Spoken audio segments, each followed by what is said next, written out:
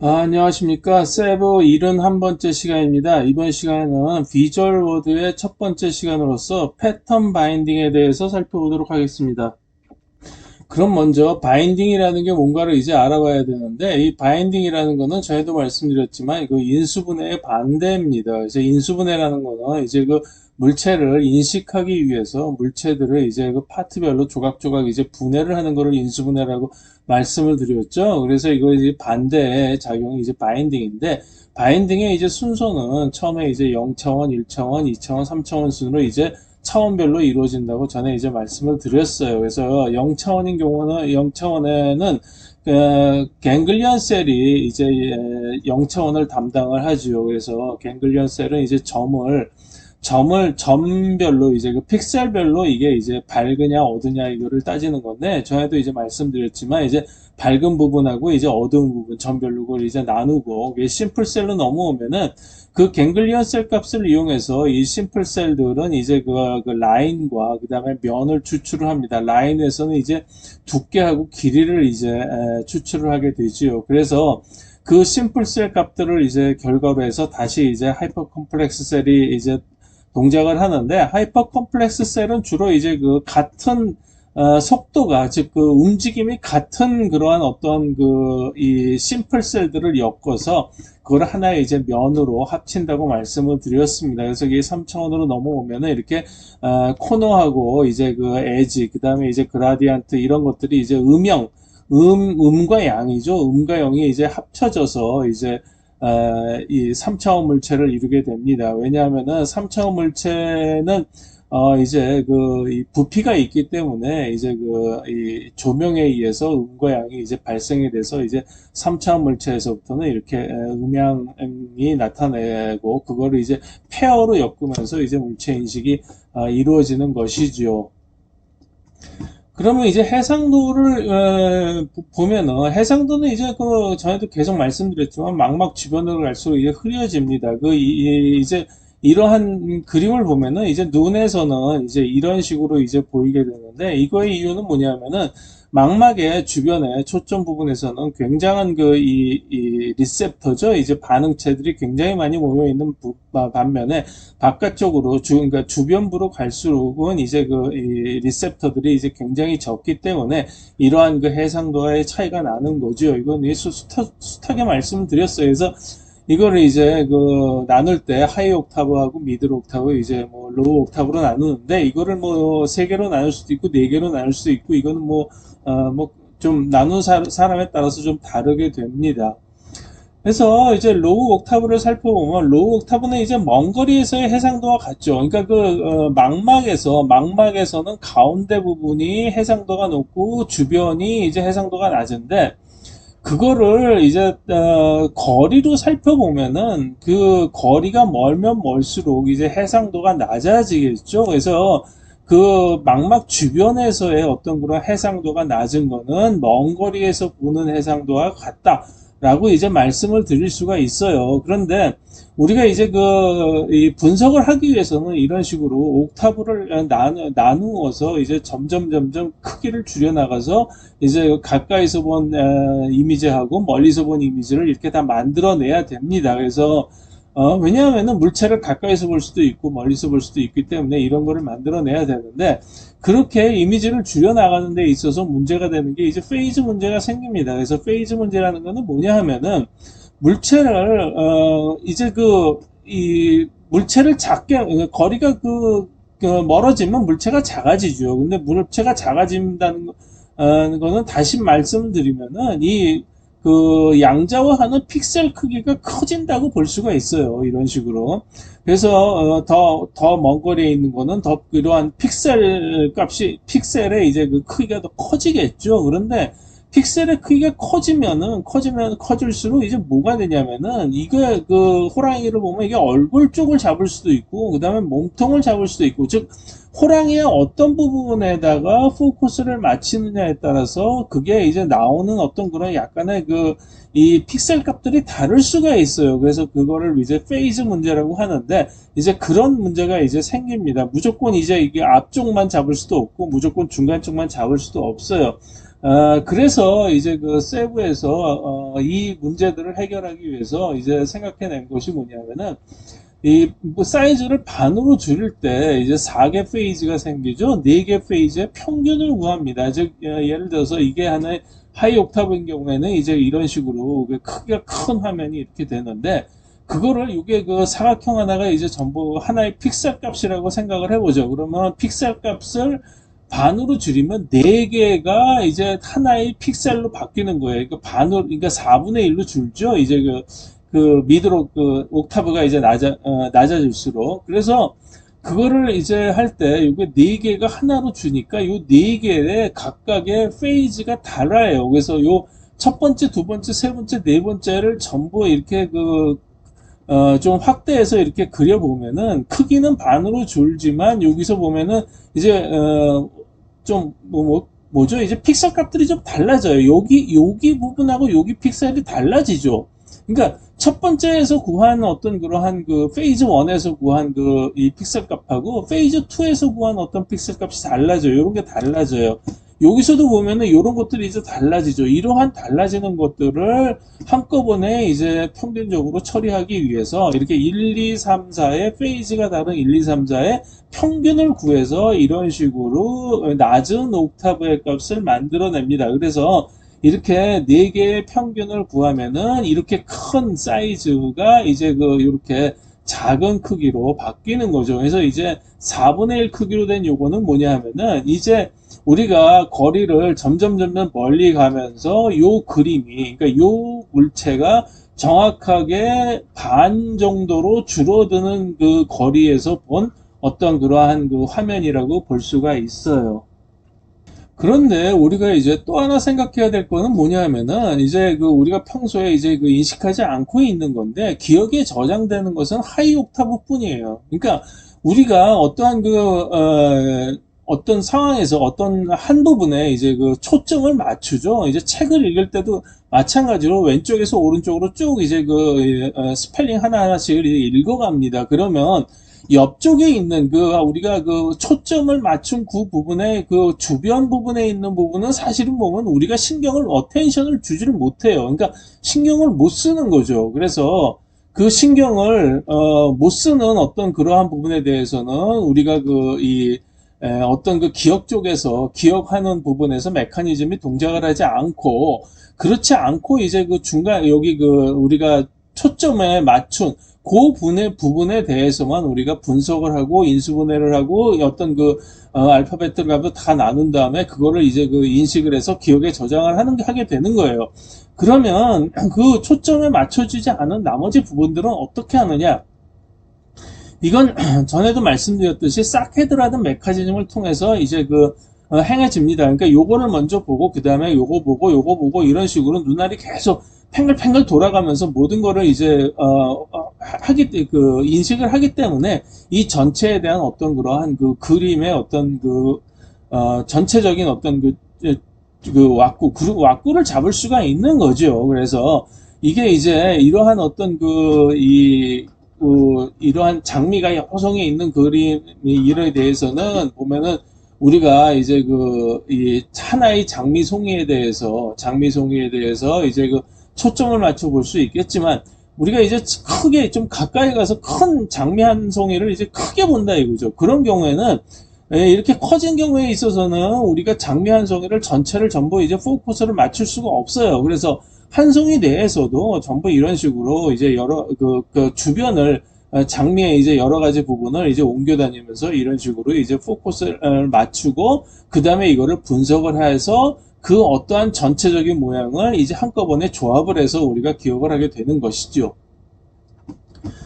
그러면은 우리가 이제 아까 기억하는 부분에서 이제 하이 옥타브 쪽에서만 이제 해상도가 가장 높은 초점이 있는 부분에 대해서만 이제 그거를 이제 기억하고 이제 분석을 한다라고 이제 말씀을 드렸는데, 그렇기 때문에 어떤 그런 하이 옥타브 영역만을 이제 옥타브, 우리가 아까 말씀드렸듯이 이렇게 옥타브별로 나누어서 분석을 합니다. 그래서 이러한 그림을 본다고 했을 때 우리가 가운데 이제 장미에, 여기 장미에 이제 그 초점을 맞췄다고 보죠. 그러면은 다른 부분은 전부 이렇게 그 흐리게 보일 것이고, 여기서는 이제 흐리게 처리는 안 했지만 흐리게 보일 것이고, 가운데 부분에 있어서의 해상도는 전체적인 그 해상도를 제대로 그리면 아마 이렇게 크게 될 겁니다. 그래서 엄청나게 큰 이제 해상도가 되는데, 굉장히 큰, 이 해상도가 굉장히 높죠. 여기서 보면은 확대를 해도 이렇게 띠걱띠걱 하는 게 이제 보이지 않고, 그래서 이제 해상도가 이렇게 높은 거를 이제 4개의 옥타브로 줄여 나가는 거죠. 반으로 줄이고 다시 반으로 줄이고 또 반으로 줄입니다. 그래서 4개의 이제 옥타브를 만드는 거죠. 이제 옥타브를 만들 때는 아까처럼 이제 4개 페이지에 이제 평균을 취해서 만들게 됩니다. 이렇게 만든 다음에 이제 분석을 시작을 하게 되는 거죠. 그 다음에 이제 4개 만드는 옥타브별에서의 이제 갱글리언 값과 심플셀 값을 이제 구하게 되는 거예요. 그래서 이거에 이제 그 두 번째 옥타브에서의 한 거를 구해보면은 갱글리언 값들은 걔는 이렇게 나옵니다. 하얀 부분은 갱글리언 값이 0이라는 부분이고, 그 다음에 여기서 이 빨간색으로 표시한 부분은 이제 그 갱글리언 값이 플러스가 되는 거. 그러니까 다른 플러스가 된다는 거는 뭐냐 하면은 주변에 있는 것보다 그 부분이 더 밝다는 거예요. 그죠? 갱글리언 값의 정의가 그러니까. 그 다음에 이제 파란색으로 표시된 거는 이제 그 갱글리언 값이 마이너스가 되는 거. 그래서 이런 식으로 이제 나와요. 근데 여기서 이제 제가 이제 그 살짝 조금만 이제 보여준 건 뭐냐면, 이거는 음과 양을, 그러니까 플러스와 마이너스 값을 전부 그냥 빨간색과 파란색으로 무조건, 그러니까 조금이라도 플러스면 그냥 빨간색, 조금이라도 마이너스면 파란색, 이렇게 나타낸 거고, 이걸 크기별로 나타내면은 이렇게 되는 거예요. 그래서 이제 그 이 뭐 에지가 있는 부분들은 아무래도 좀 더 이제 밝게 나타내서 크기가 크죠. 갱글리언 값들이 큰 거예요. 그러니까 이거는 갱글리언 값을 이제 그 값별로 이런 식으로 이제 그 리니어하게 이제 나타낸 거예요. 그러니까 밝기가 줄어들면 줄어들수록 이 갱글리언 값들이 이제 작아지는 거죠. 그래서 이제 이거를 갱글리언 값이 나온 걸 가지고 이제 심플셀을 돌립니다. 그래서 심플셀은 뭐냐 하면은 갱글리언 영역을 두께와 길이별로 나눠요. 그래서 원래는 이제 두께로 나누는 건 심플셀이 하고, 그 다음에 길이로 나누는 거는 이제 엔드 스타핑이라는 셀이 하는데, 어차피 뭐 그거를 같이 취급을 해서 심플셀로 나눈다고 하면은, 여기서 이제 제가 보여드린 거는 이 붉은색과 빨간색과 파란색을 다 함께 이렇게 하면은 너무 혼란스러워서 볼 수가 없기 때문에, 이 빨간 부분들만 두께로 두께를 색깔별로 처리를 해봤어요. 그래서 이거를 색깔이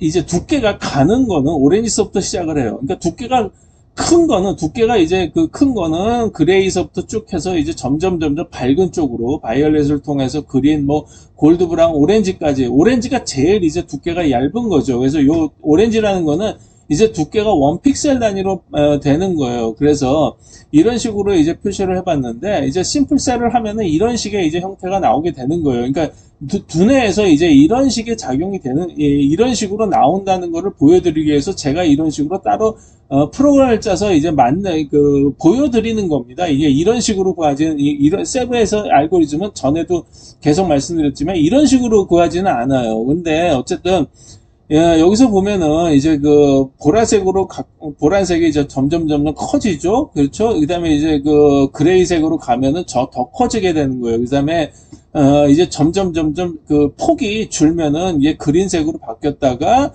그 다음에 이제 더 줄면은 이제 브라운이나 골드색으로 바뀌고, 아주 더 이제 헤어라인 같은 경우로 가면 이제 오렌지식으로 이렇게 표현이 되어 있는 거죠. 그래서 여기서 이제 두께를 구하고, 그 다음에 이 두께가 같은 거가 얼마나 길게 이어지느냐, 그러니까 이런 경우는 뭐냐면 보라색의 두께가 이만큼이 이어지는 거죠, 거리가. 그걸 이제 엔드 스타핑에서 이제 만든다고 말씀을 드렸는데, 그거를 전부 이렇게 조각조각 나누어서 구하는 거예요. 그래서 그거를 이제 구하선 이런 영역들끼리 바인딩이라는 거는 뭐냐면은 두 개를 이제 이 영역하고 이 영역을 이제 합쳐가는 거예요. 그러니까 문제는 뭐냐 하면은, 우리가 눈으로 보고 이제 그 인수분해하기는 좀 그래도 쉬워요. 왜냐하면은 뭐 이거는 예를 들어서 보면 이게 장미 같은 경우 요게 하나의 꽃잎을 나타내는 거니까 아 요거는 요 꽃잎 하나 띄어내고 요 꽃잎 하나 띄어내야겠다. 꽃잎 요거는 요 꽃잎으로 띄어내겠다. 이런 식으로 이제 그 인수분해를 할 수가 있는데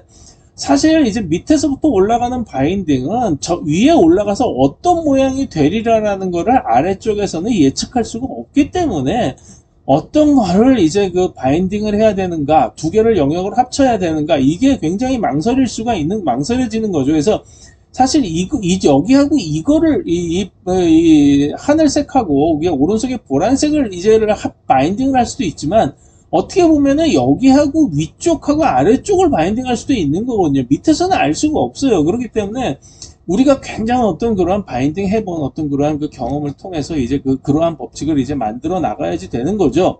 그래서 일단 그 법칙은 요 다음 시트에서 이제 살펴보기로 하고, 일단 이런 식으로 옥탑으로 나누면은 요 어떤 그 옥타브가 하이 옥타브로 올라갈수록 우리가 그 디테일을 알 수가 있어요. 여기서는 굉장히 간단하게 나오죠. 그러니까 이제 그 옥타브를 로우 옥타브로 줄여나가면 줄여날수록 어떤 그 대체적인 모양을 알 수가 있어요. 이런 식으로. 그래서 하나의 그 대체적인 모양을 파악하고 난 다음에 그 다음에 위쪽에서의 그 디테일을 파악을 하고 그 다음에 또 다시 디테일을 파악을 하고 그래서 이러한 이제 그 간단하게 이제 그 어떻게 보면 이게 요약본이라고 볼 수가 있는 거죠. 그런 간단한 그 갱글리언의 값을 보고 그거를 미리 예측을 해서 이제 점점 이제 그 정확도를 높여 나간다. 이렇게 생각을 하시면 될 것 같습니다.